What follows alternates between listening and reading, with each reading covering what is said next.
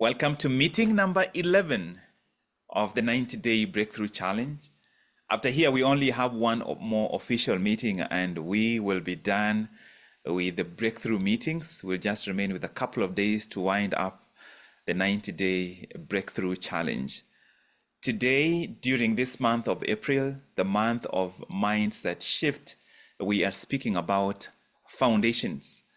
And before you all went to the breakout rooms, I shared with you that question. The question is, what is in your foundation? What is in your foundation? I have forgotten the name of the building where Nakumatt Lifestyle was. If any of you remembers the name of the building, please share it in the chat. That building has a story around it. That building was built in the early 1980s. But in 2014, when they decided to add more floors onto the building, they did not need to change anything on its foundation. Yes, Hazina Trade Center. Yes, Hazina. So Hazina was, I think, about 3 floors up for most of the time that it stood in its current location. So in 2014, 2015, when they decided to add more floors on it, they did not need to do anything to the foundation. They proceeded with adding the floors. And that was an exception of all the buildings that have had to undergo any reconstruction in Nairobi city center. And I remember that example. I remember that they did not, the supermarket continued operating as usual as they continued the constructing, building up the additional floors on Hazina Towers in Nairobi. I have gone to a couple of, I decided to just pick examples of the places, the buildings that I have been to. The monument that you notice when you first come to Dallas, Texas, is called the Reunion Tower. Now, this is an interesting building because in the United States, the regions of the United States, when you hear of Midwest, most people hear of Midwest and they think of tornadoes because the Midwest is part of what is called the tornado corridor. Now, Texas is not part of Midwest, it's part of the South, but it is right at the center of the tornado corridor. Dallas as a city, most of the Dallas proper city is part of the tornado corridor. And this little, it's not little, this monument you see here, Reunion Tower, sits right at the center of the tornado corridor. So at the time when it was being constructed, they had to make decisions with regards to how do they build a monument that would stand out but that would still be safe during tornadoes, which they inevitably knew would happen. From the time it was built, it's been hit by at least 5 major tornadoes. You've all heard of the tornadoes that have happened around, very, very famous tornadoes around Texas, especially New Orleans. But this Dallas has been affected by at least 5 major tornadoes, not to the same extent as what happens in other places like New Orleans. But they had to build with that mindset. And so the first time that I went up that monument, it allows you a 360-degree view of the city. It is just amazing when you are up there looking down. But I couldn't get over the fact, thinking in terms of how does something so narrow, so tall, stand so stable in this kind of environment? Until I went reading about its design. The foundation of the Reunion Tower. It was designed, I will just read for you a couple of statements. The tower was built to withstand tornadoes.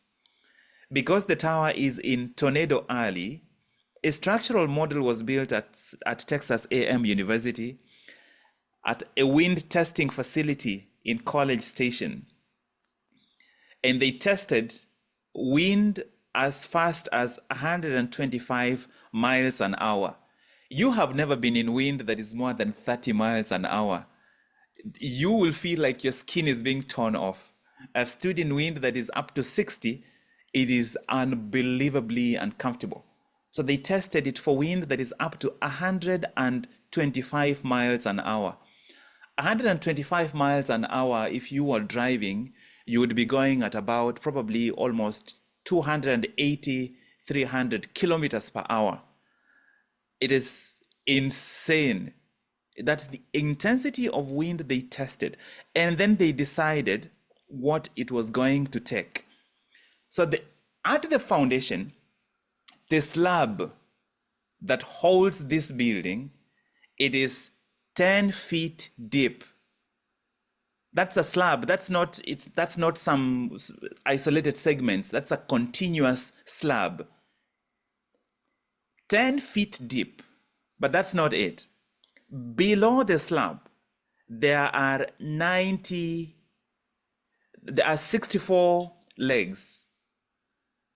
So there is a slab, and below the slab, you have the slab. Below the slab, there are legs, and there are 60 of them. Each of those legs is 60 feet long. 60 feet long is, just think about that. 60 feet long legs under a 10-foot slab, and that is what is holding that structure in place. And that is what gives the city the confidence that even if this structure is right at the city center, it poses no danger because it's been tested for stability in the face of a tornado and in wind as severe as 125 miles per hour. And whenever wind ordinarily doesn't go in wind that is just flowing naturally, doesn't go beyond 80 ordinarily. So they tested it beyond. In other words, they created a foundation that no matter what happens, they were sure it was going to stand. The tallest building in the world is Burj Khalifa in the UAE. The foundation of this building, the total material in the foundation, weighs 110 tons. 110 tons of material in the foundation. The pillars in the Union Tower were 60 feet long. The pillars under Burj Khalifa are 164 feet long. Those are the pillars under the slab.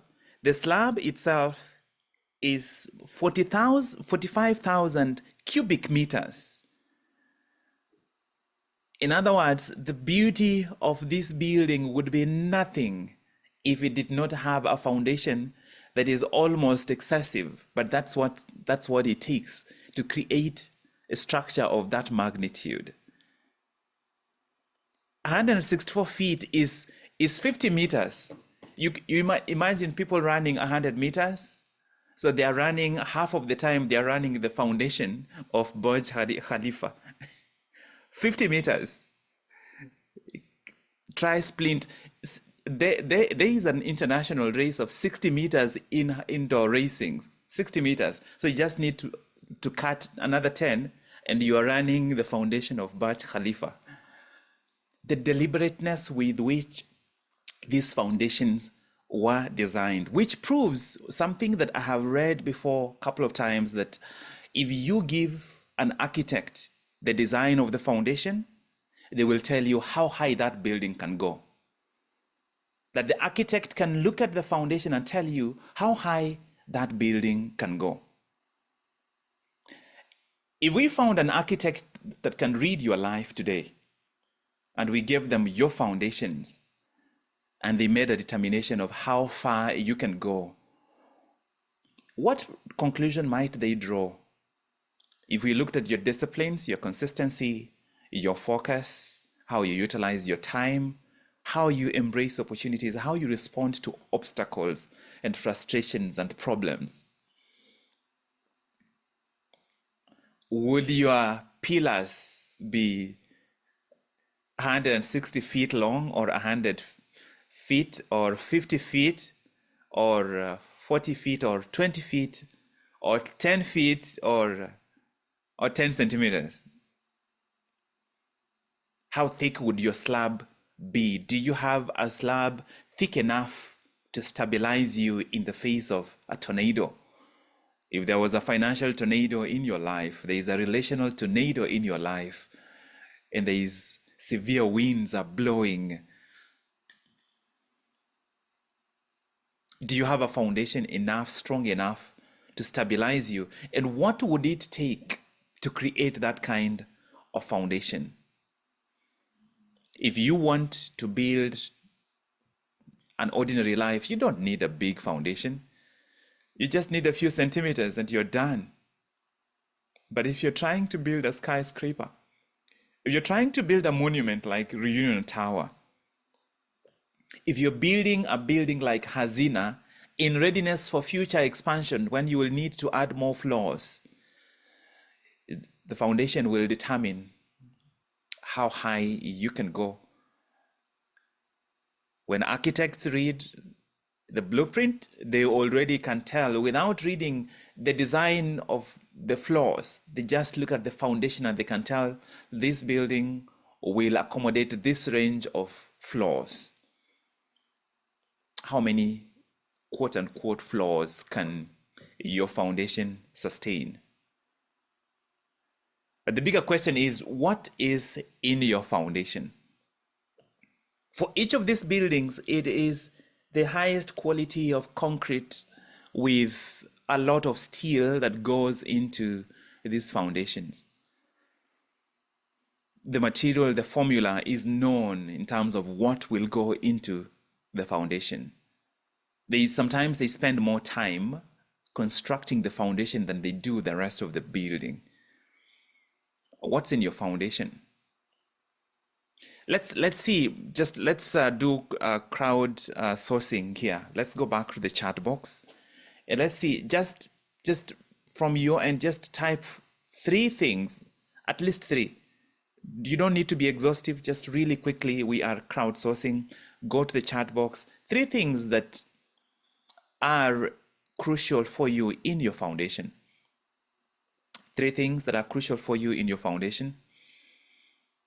Let's go to the chat box. If we had an architect examining your foundation, what will they find in your foundation that is going to hold you going forward? For you to sustain the direction you want to go, for you to be able to endure and overcome and persist through any obstacles that you will face in pursuit of the vision you have. What does your foundation need to include? What is in your foundation? What is in your foundation?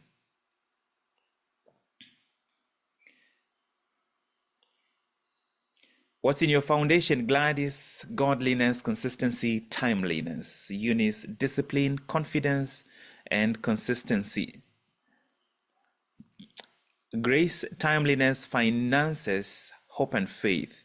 Wangoi, integrity to self, faith in Christ, honesty. Florence, commitment, consistency, determination. David, resilience, mind shift, and discipline. Fanny's, discipline, focus, values. Scholastica, faith, personal will, I presume, and timeliness. I presume. Eunice, faith in God, integrity, and focus. Frida, discipline, resilience, and consistency. Jane, willpower, consistency, and discipline. Jacqueline, discipline, resilience, high energy, and discipline. Yes, faith, integrity, and discipline. That is Betty. Betty N, relationship with God, endurance. Rachel, stability, expansion, consistency. Mugwe, God, consistent reflection and movement. Charlene, good relationship with God, good health, sleep. Faith, resilience, discipline, consistency. You see you all see that we share very, very similar themes. Sylvia, solid people, good health, and growth. Right? I created for you, from my own reflections, just try to summarize so that you can select a few from here.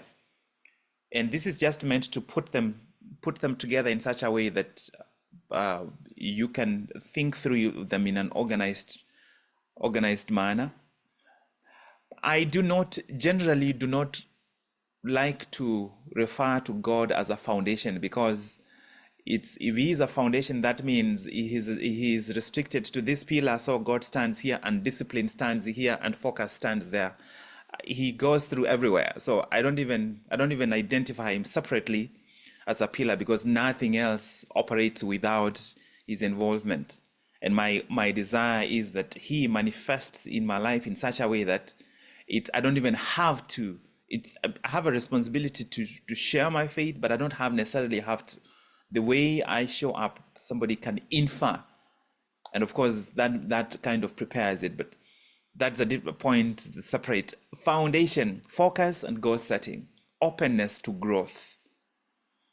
So you will realize that many of these are written in an attitudinal mindset focused. They are more focused on what is the mindset. So for example, I am disciplined at showing up, but if I show up and I'm not open for new experiences, then there is something I miss. I hope that makes sense. But just remember, as you read through them, that they are written towards it with the lens of mindset. What is the mindset? What is the attitudinal posture that you have as you respond to what happens in your life? Unwavering resilience, nurturing relationships, deep self-awareness. That is through intentional and constant self-observation, action and accountability, trust and integrity, intrinsic motivation, optimistic outlook. Optimistic outlook, even in the face of difficulty, even in the face of obstacle, even in the face of uncertainty. Never-ending learning, remaining interested even in environments where you are not expected to remain interested. Unwavering resilience, particularly when things are not going your way. Unwavering resilience after you have set the goal. Perhaps this would be a good point for me to reiterate something that I've been intending to speak about. That being part of this challenge is not your commitment. Being part of this challenge, waking up in the morning, is not your commitment. That is the requisite, that is the requirement for the actual commitment. Being part of this challenge is preparation. What you do with what you pick from this meeting is the test of commitment. The test of your resilience is how you apply what you learn in this meeting, what you learn when you wake up and study. I believe that there are far too many poor tithers across the world, and that is because people tithe 10% and then they waste the rest of the 90. People spend 10% focused studying or getting training, and then they waste the 90% of the time. In other words, the commitment, the 10% is the preparation. What truly, truly matters, your foundations manifest themselves how you treat the rest of the 90%. You wake up in the morning and you do a daily reset, you write your goals, you review your vision. That is not the actual commitment. That is preparation for the actual commitment. That is the price you are paying to put on the uniform to play. So once you put on the uniform with the 10% in the morning, now it's time to actually play. If you have tithed That's, I hope the word. You go tithe your 10%. Now it is time for you to be really, really disciplined and intentional with the rest of the 90%. Because you go tithe and activate God's blessings, and then you waste the 90%, He has nothing to bless. You you wake up in the morning and you set your goals, disciplines, so you spend 10% of the time, then you waste the rest of the 90%. You have no room to be committed, to be productive. You have no room for expansion. You have no room to multiply the intentionality you activated in the morning. The foundations, the foundations are pursued after the blueprint has been drawn. You spend 10% of your time drawing the blueprint, how you live every hour of the day, squeezing out as much playtime as possible, utilizing your time, your energy, and your attention effectively during the 90%.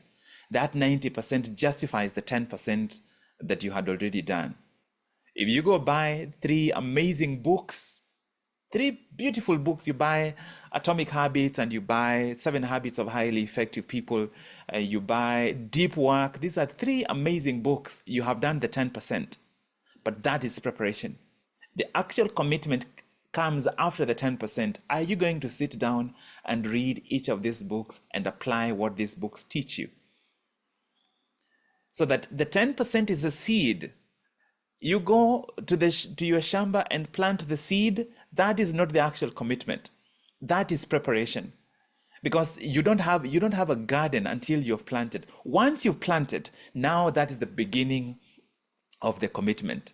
The commitment to prune, the commitment to weed, the commitment to fence your garden to make sure that it doesn't get encroached, the commitment to be ready to harvest when the time is ready. Because if you plant, which is part of the 10%, but you don't do any of these things, or you plant, you prune, and you weed, but you don't harvest, what you do with this 90% ends up nullifying everything else. What is in your foundation?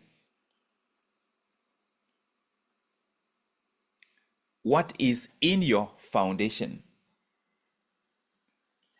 If you could pick, let's use the letters. I would like you to pick your top 5 and just type those letters in the chat box. What are your top 5?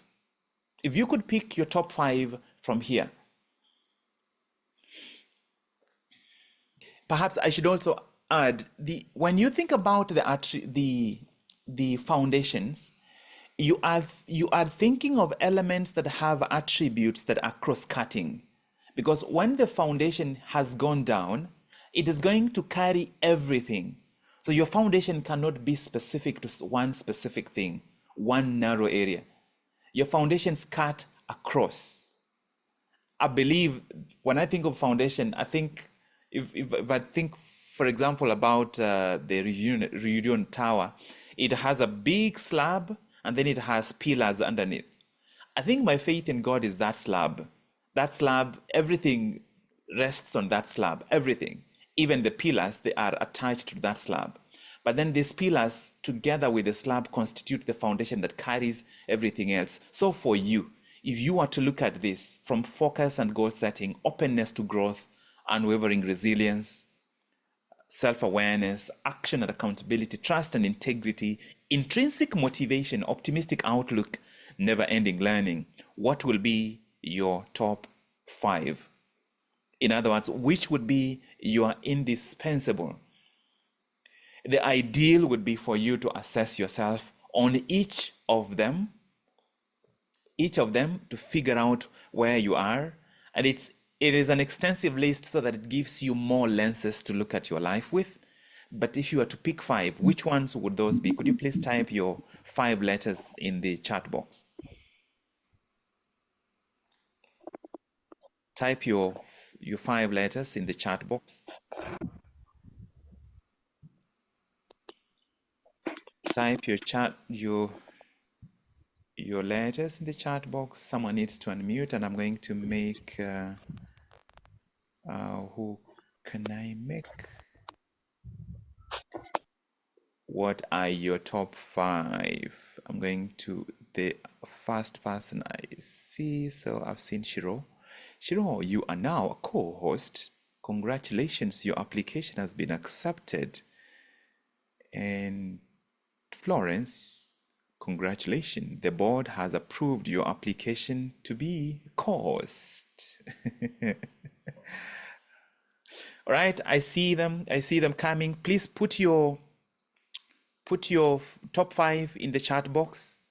I see Sylvia. I see what you've done there.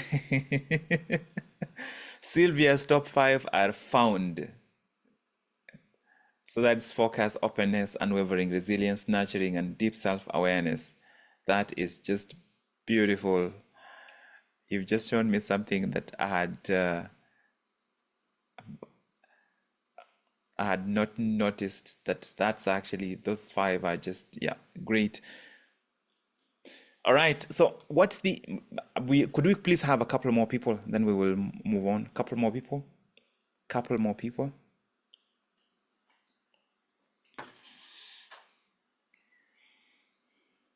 So if you look at what most people have selected, you will see that there are so many of them that are cross-cutting. So many of these are cross-cutting. One of the most powerful, most important ones for where we are now from that list is self-awareness. Deep self-awareness. That is absolutely indispensable. A lot of the others, for example, intrinsic motivation can become very erratic if you don't have a deep self-awareness.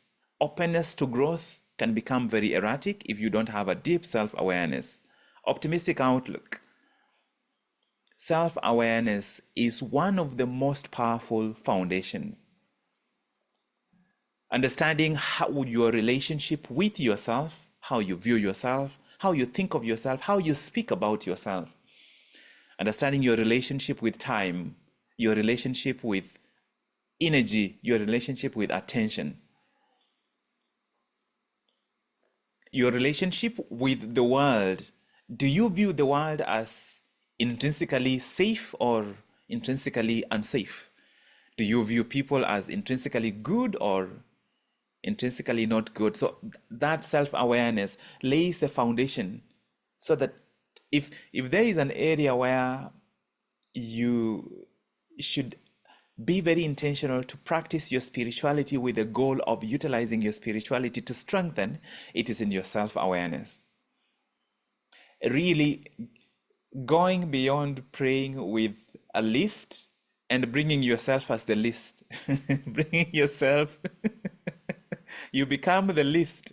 And just for a season, there's nothing else. There's no finances, no education. You are the entire list. And you come there and be still and know. Because if you develop a deeper self-awareness, it changes everything else. I want to give you a couple of attributes of a foundation that will hold you. Number one, it needs to be stable. The foundation needs to be stable. So you cannot, for example, have openness to growth that keeps changing. If you are open to growth, it needs to be stable. That doesn't mean that it's static. No, it just means that it is stable enough that you can rely on it. If you can't rely on it, you lose faith even in yourself. You lose confidence in yourself. Number two, it needs to be adaptable. It needs to be adaptable. The same foundation, once the foundation has been laid, the building that comes up can become a hotel. It can become a car park. It can become a supermarket. It is adaptable. As long as it is stable and it is adaptable, that by itself means that whatever you build on it, you can have even psychological safety. Number three, it needs to be balanced. You can imagine if you have a foundation that is creaking or it's cracked, you don't want to go to the fourth floor or even the second floor of a building that has a foundation that is cracked. Right? Number four, it needs to be consistent. It needs to be consistent. When it comes to construction, what they refer to as consistency relates to the thickness of the concrete that is laid. So they know the ratio that they need to mix it with so that it is the same consistency That means once it dries, there is no tension between one part and another. It forms one complete block that is consistent. It doesn't crack. And finally, this doesn't apply to buildings, but it applies to you and I. It is growing. A foundation that is growing. If it's your openness to growth, it is an openness that is increasing as you go along. If it's focus and goal setting, you are becoming better as you go along. If it's never-ending learning, you are becoming more committed. If it's intrinsic motivation, you are developing greater power to motivate yourself. If it's deep self-awareness, your self-awareness is growing. So your primary task from what we have shared here is to go through this list with deep intention, and you want to narrow down to no more than 5. Ideally, narrow down to 3. You will still have access to all of them, but narrow down to 3 and commit yourself that for the rest of this month, especially, every single day as you wake up to do your daily reset, you have those 3 outlined there. And the goal is to see to what extent that you can become more aware about how they manifest as the foundation of how you show up, foundation of how you interact with people. When you show up and you are intent on acting as a leader, role model, and problem solver, are you showing up with self-awareness? Are you showing up with openness to growth? Are you showing up with a commitment to resilience? So that whichever 3 you pick, of course, as long as self-awareness is among them, so you're going to pick 2 more, it's whichever you pick, that you are elevating your awareness about the role of these foundations. Because if you look at each of these, we can call them attributes of your mindset, each of them. You can call them attributes of your mindset. And you want to overcome the static nature of the mindset by not tackling the entire mindset, by tackling just specific elements of your foundations. And the more progress you make with each of these, the easier it becomes to shift your overall mindset. I'm going to end the sharing at that point and get a couple of reflections. 2 or 3 people, and then we cross over to do very quick hot seats. I am going to call Wangoi now that Wangoi is back. Wangoi, quick takeaway from the discussion about foundations. Yeah, hello everybody. Yes, I think you caught me unawares because I was really marinating and thinking about the foundations. Mine as foundation is yes, self-awareness, and one of the other one is resilience. Yeah, so for me, you have given me so much mental images of the 2 examples you gave in terms of the towers and what we do.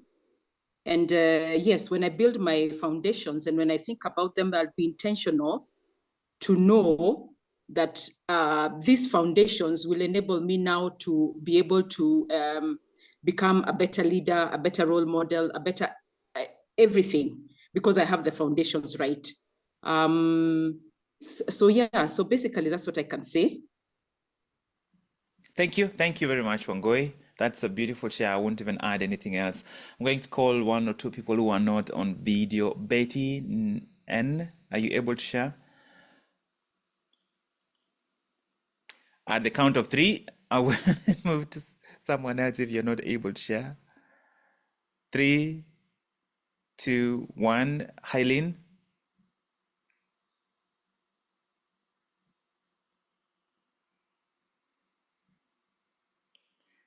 I'm likely to call one of you, whether you're on video or not. Hylene, are you able to share? 3, 2, 1. Jacqueline? Hi. I'll come back to you, Hylene. Jacqueline Kulo? I was my questions to self is what does it take to build my foundation? In that case, then I'm I'm actually reflecting in what should I be my foundation, what should be my foundation. So for me, my foundation was integrity, resilience, and discipline. So then I go back to my question, what does it take for me to do all of that? Then there's the other thing you mentioned of what the foundation needs to be. So what do I need to do to make sure that my foundation being resilience and discipline, what do I need to do to make it stable? So that's my takeaway. Those are powerful reflection questions. Thank you for sharing them. So keep working on them. Back to Hailene. The order moved around. Oh, I see you. Hailene? Hi, docs. Today I'm struggling with internet. What Sorry about that. was the question? I keep on losing you on off. Yeah, no, I was just asking to get a couple reflections about the segment that we just shared. About foundation. Yes. Okay. So my okay, what has touched me is about the foundation is the unwavering resilience. How do I keep myself resilient, considering that sometimes obstacles throw me off balance? So what do I need to cultivate resilience? So, and that then brings me to deep self-awareness, so that when I'm deeply aware, I'm able to pick when my resilience is wavering, like when I'm going off focus, so that I'm able to bring myself back on track. And then the other one was on unending learning. Yeah. So I realized even when wavering at some point, I need to learn from what did I do wrong, what did I do right, so that I cultivate on what I do right and learn the mistakes on when I identify what I did wrong. Yeah. And then continue learning on my on the things I do, like to sharpen understanding on the things I do, learn new things that can help me.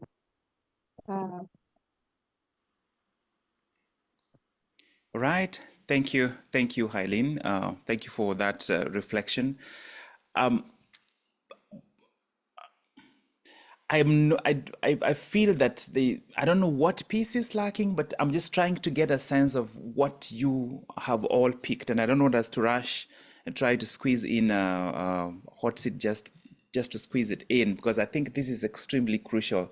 So I would like to get a couple more reflections to see what you've actually gotten out of, because there is a lot of practical value in what we have just shared. This is the first piece when you think about foundations. This is the first piece in terms of thinking overall about what foundations mean. But the bigger piece is, how do you distill it down and actually make it practical?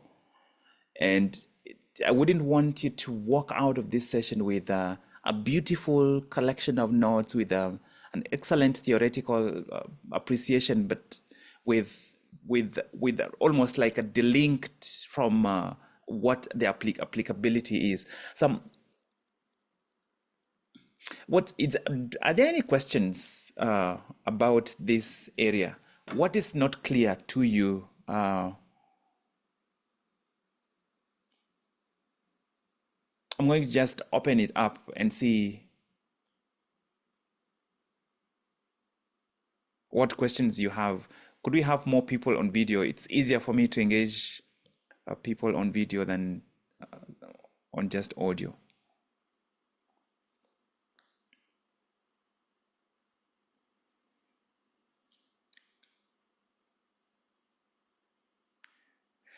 I feel as though most of you are in a thinking like you are digesting, and there are so many pieces in there.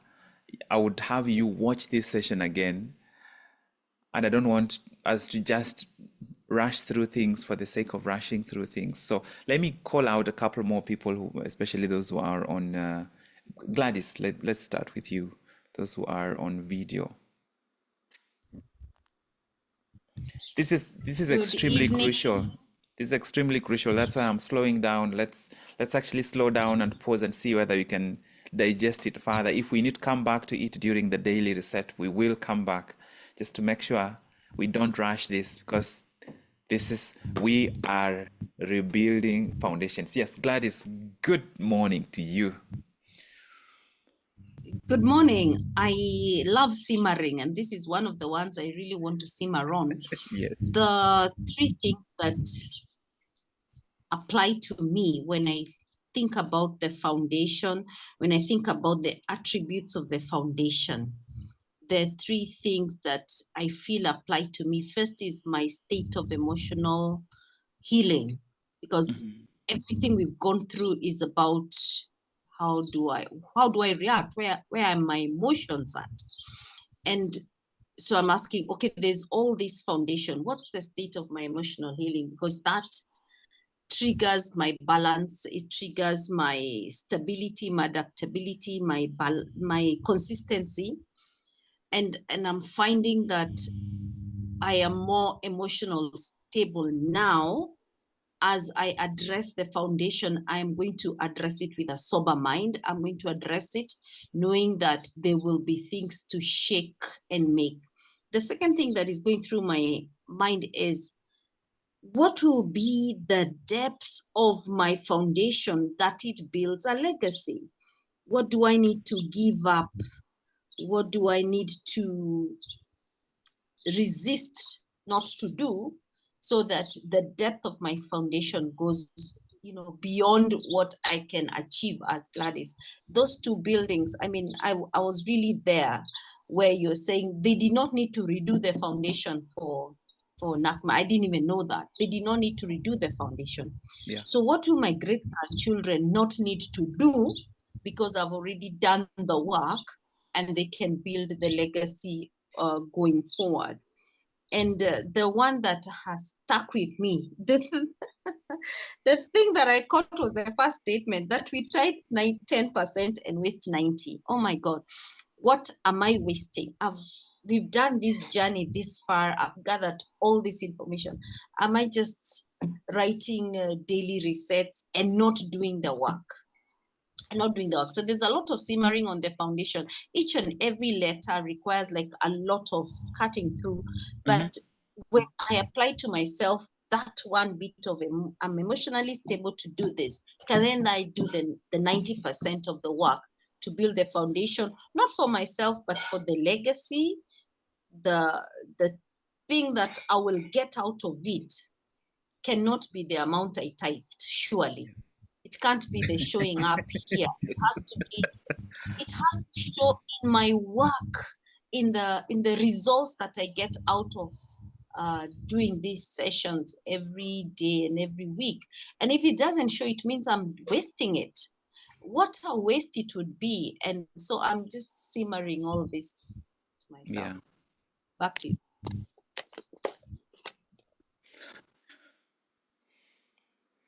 It's for me, one of the things that help me the most when I'm doing this work is sensitivity, being able to sense what is going on. And the truth is that this morning I feel there's just a certain weight. I feel I can't figure out what direction it is. I just know that there's something really heavy going on. This is 6:26. How just can I hear from two people, how was your group, your breakout room, in terms of what did you find it valuable for reflecting on those two questions? Let me get two people really quickly, Sylvia and someone else, Florence, really quickly. The breakout rooms were very valuable. I had the pleasure of interacting and sharing with Shiro and Isabel. And That's after, unfair. Okay, yeah, go ahead, go ahead. yes, it was Mm, very exciting. yeah, So it was very inspiring and yeah, enlightening to see that we were working through the same issues.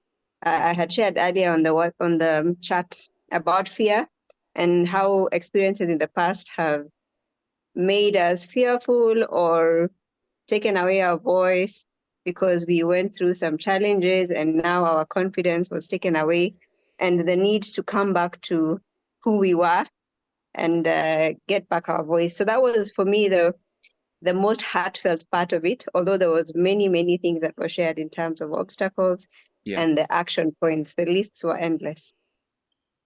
Thank you, Sylvia. Florence, very quickly.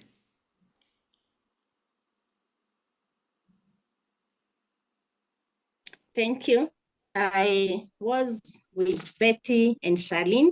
Uh-huh. We had quite an involving discussion, and what came out predominantly in all of us is that we are handling the obstacle of fear, and we had an opportunity to dive deep into it and ask the whys and how best we are going to navigate through so that we can feel we are in a safe space, coming from the realizations that the obstacles are illusions. So it's for our mind to subdue. We need to work on the areas that we feel we are weak on so that we can feel we have overcome, and also having the mastery of the content that we are dealing with would make us feel we are in a position of authority. Those are some of the many things we discussed. Yeah, thank Thank you. you. Thank you very much, Florence. This discussion today about foundations this is generally somebody needs to mute their microphone. Okay, yeah. This is generally best had face to face and had with a significant component of the practical part of it. It links really well with what we have been doing during the daily reset.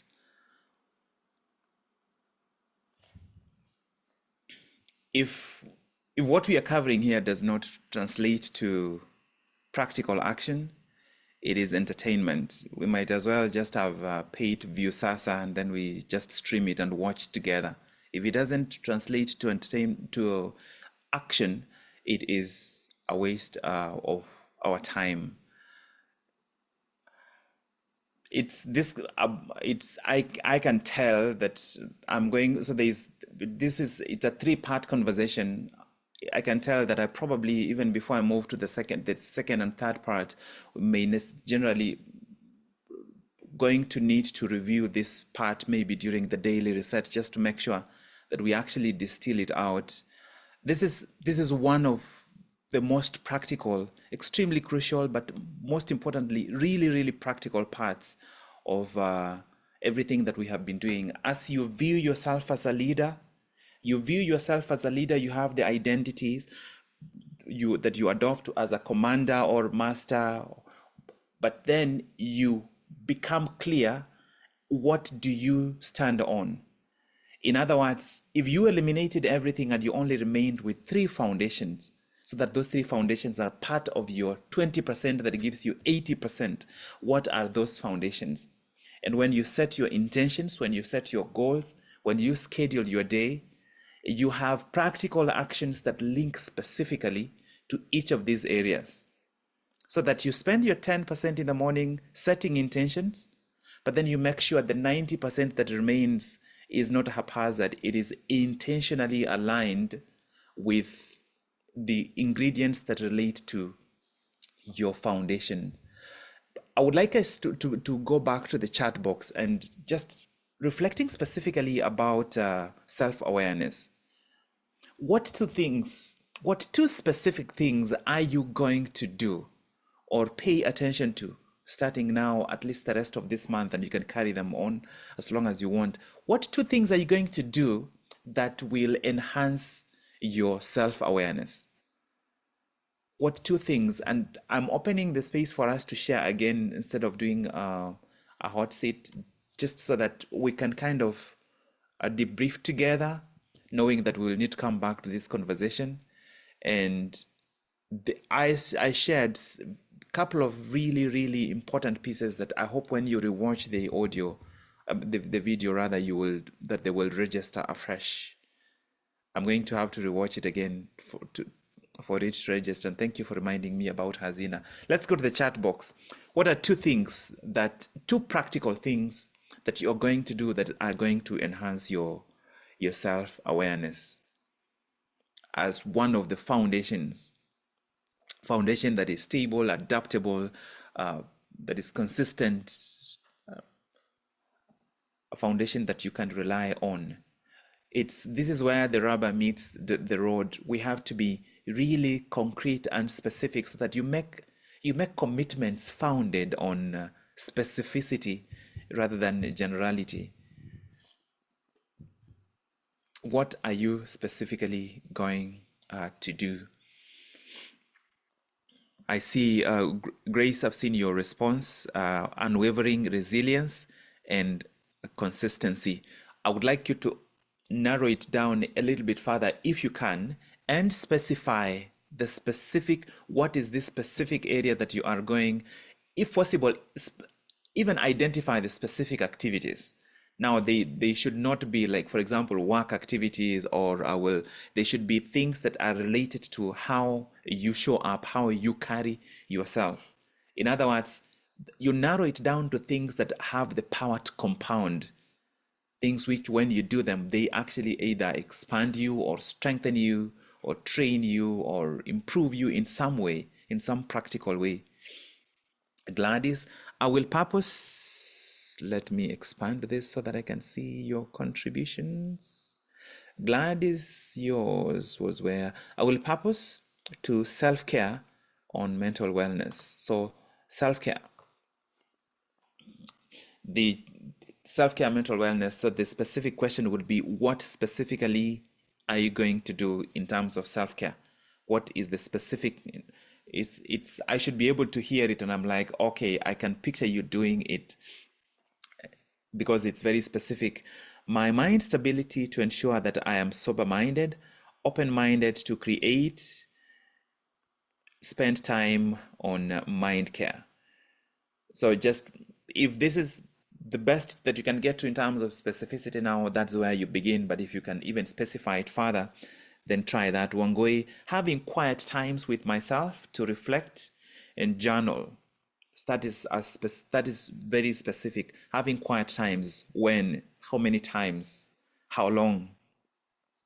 It needs to be something you can tick off the day and say, I did this.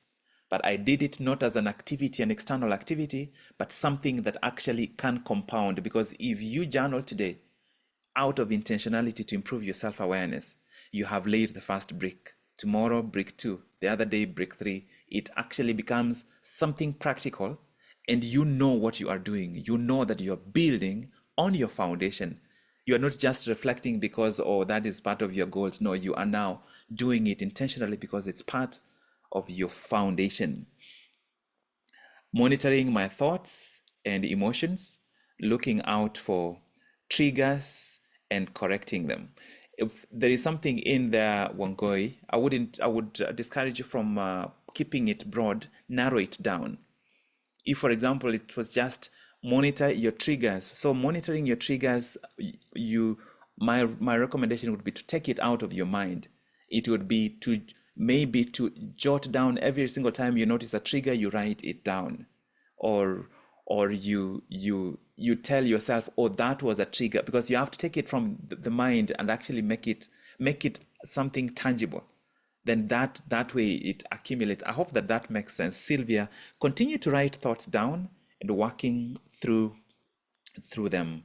How frequently are you writing these thoughts? When do you work through them in the course of the week? Do you work through them at the end of the week, or is it at the end of the day? Is it at the end of the month? Is it just once a day? Is it just once a week? So it's specific, but you can narrow it down so that the goal is to make it a brick, so that this brick compounds. Then we can now add this brick to the foundation, because there will be one, another one, and another one. If you've accumulated bricks in the course of 1 year, you definitely have a stronger foundation. Have thought-provoking conversations. How many conversations are you going to seek that are thought-provoking? If you leave it open, by the end of the year, you might have had 5 thought-provoking conversations, or 20 or 30. But if you know how many thought-provoking conversations you're seeking, then it will be 5 p.m. on a Friday, and you're like, today I haven't had a thought-provoking conversation. Who in my circle tends to have thought-provoking conversation? You call them for 10 minutes, and you have added a brick. If you were not specific, that brick would not have been added. You would have missed the opportunity to strengthen your foundation on that day. Defeat self-defeating thoughts. That's beautiful. Just specificity now. How will you do that? One of the things I recommend when it comes to defeating thoughts is you write the thought down, or when it comes to the mind, you speak it out loud, and you speak it exactly as it came out. You're like, is that true?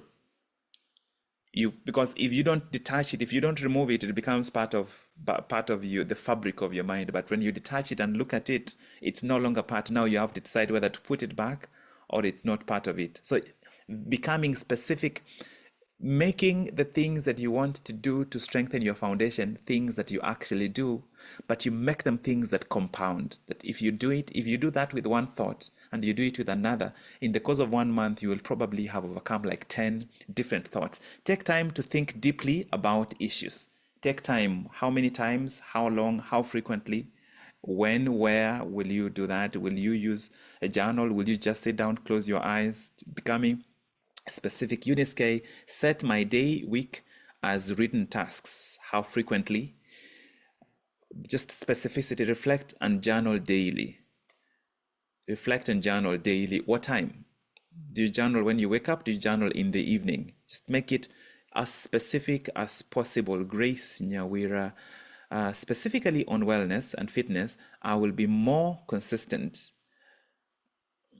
So the specificity is what I would encourage you to work on.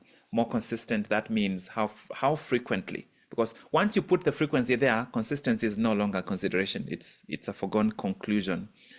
And if it's for example, fitness, what specifically are you doing? Push-ups? Are you running? Are you walking? Are you lifting weights? For how long? Where do you do it? You put it down to specific detail where it is clear. You look at it and you know whether you did it or you did not do it. David, getting up and starting. Getting up what time and starting, just add specificity there. Pushing myself within deadlines, not assume them. Remove or deal with any distractions, thoughts, negative emotions that make me stuck. What I would encourage you to add is specificity. Fun is observe your thoughts. When do you observe your thoughts? And how do you ensure that that has happened? Will you have reflection times when you ask, okay, what thoughts have I been thinking? And will you be writing down these thoughts or typing them on your phone or recording them on audio when they occur? If I had a video watching you, how would I know that you've done the thing? That is the test. How will I know that you've done the thing? If the thing is just in your mind, it is not part of your foundation. It's running itself. The goal is for you to be able to run it. I may not be able to read all of them. Let's see whether I can read a couple more. Shiro, reflecting on what I learned here and elsewhere. When do you reflect? For how long? How do you reflect? Do you jot things down? Do you speak them out loud? Discuss the same with partners here and see different outlooks that assist me with new aha moments. When do you discuss? Who do you discuss with? How frequently do you discuss with them? Faith, find a quiet place and run the tapes. When do you run the tapes? For how long? Be consistent on healthy lifestyle, journaling, and time management, Beth. So it's the same feedback to everyone. Be specific. Think that there is a video that is watching you. If the video cannot record you doing it, you've probably not done it. The goal is to take it out of your mind. If you're growing a business and it's not out of the mind, if it's not outside being acted, it's not contributing to the foundation. All the foundations, the buildings that I spoke about, the foundation is the hardest part, the most boring part to build. It's because there's lots of repetitive movements. This particular one today, please, you have to reflect in the WhatsApp group. That will be important for other people, but particularly for me, to help me figure out where we are. Remember, the last session we had during the daily reset was about specificity. So this is meant to build on that. It's connected, stands on its own, but it's connected. Specificity. If a video cannot record it and confirm that you are doing the thing, you are not laying bricks that will strengthen your foundation. I'm going to just do a quick check. We are at 6:43. Do a quick check. Then from there, we will close off. Let me get, it keeps changing the orders. I'm going to ask Grace very quickly. Grace and Eunice M. Grace, very quick final reflection. Is it clear what, at least how to carry this, what we've spoken about, and make it practical to you? Yes, it is very clear for me today. Okay. I think the whole session has been so deep for me. There are 2 points I've taken home about the foundations of where I am or how I'm building my life. And specifically on unwavering resilience, this has stood out for me because apparently I can show up in these group meetings, but at the end of the day, am I walking the talk? I can do my daily resets, I can do my daily reflections, but am I really sticking to what I spoke to myself by the start of the day? I think that is very key. I've taken your example on when you have said, when we give tithes, what do we do with the other parts that we have actually been left with? Again, on consistency, I need to be very, very consistent on what I'm doing. Matters timeline, how, when, and I need to have something that is actually measurable. When I say I'm going to be exercising, that is a general statement. Yeah. Am I really doing it time? Yeah. Am I sticking to my goals? Again, what has also come out clearly for me today in the breakout rooms, we all lack consistency, which has actually stood out so firmly as one of our major foundations. So I'm glad. And after this, I think I need to reflect deeply. I need to talk to myself more and get to know where I am. Thank you.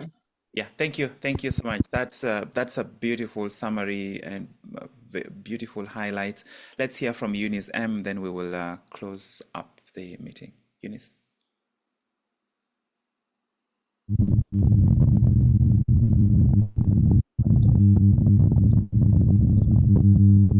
Are you using headphones, Eunice? Or Bluetooth?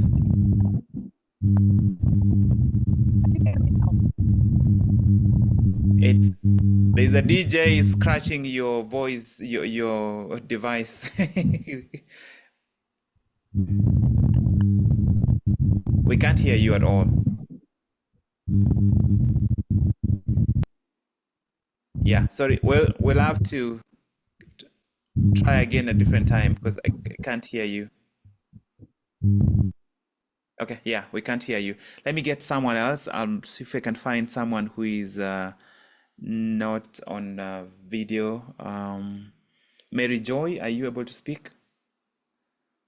At the count of 3, 2, 1.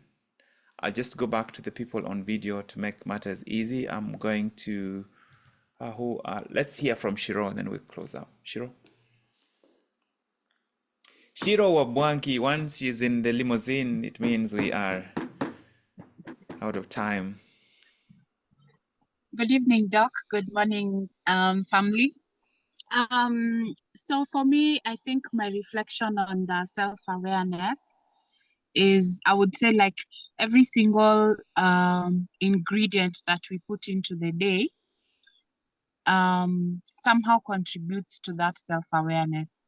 So like I would call myself an active feminist.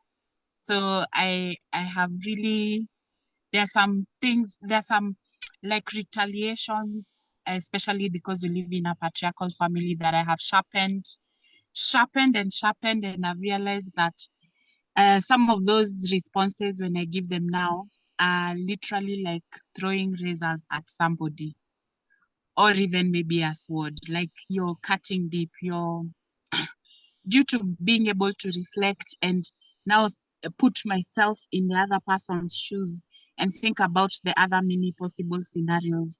Yeah. I've realized that when now I apply even something as basic as an impeccable word, I realize that it's distraction. You're literally destroying what the words that come out of you are words of distraction.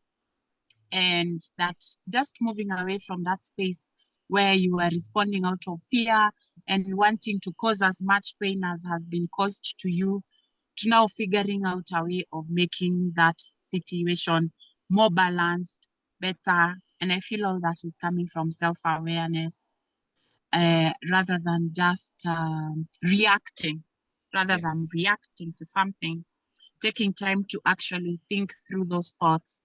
And of course, it would be a win if it's a competition of just who has told the other person, worse things.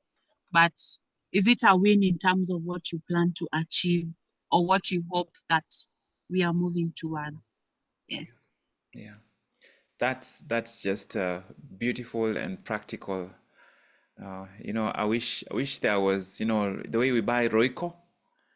I wish there was a shop where you go and buy, a concoction like that. You're like, I have a conflict today I need to resolve. So can you give me the conflict flavor? I don't want the chicken flavor today. I want the conflict flavor. And you drop it in there, you eat it, you show up, the conflict is gone. You're like, I need the confidence flavor today. And I have some important goals. And you're like, just 2 scoops of confidence like this and you're done. Yeah, so thank you for that reflection. I really battled with myself about this session today because I knew that we do not have enough time to really distill it fully. And so I will encourage you, please make sure you reflect in the group, make sure you evaluate this meeting, and particularly express your own thoughts in your own words. And most importantly, rewatch particularly the exposition segment of this meeting. This is the only meeting where we haven't had an actual hot seat. And that's because I was not interested in just rushing through that subject, because this subject by itself, if from today, you are able to identify 2 or 3 specific things to do, and you do it for the rest of this month, absolutely there will be a mindset shift that relates to the important areas of your foundation. It will open you up to perceive more of what we have already covered. And yet we still have several more meetings coming up, especially the daily reset, and we still have one more breakthrough meeting to be done. That brings us to the end of breakthrough meeting number 11, and we'll be meeting here for the final meeting next Saturday.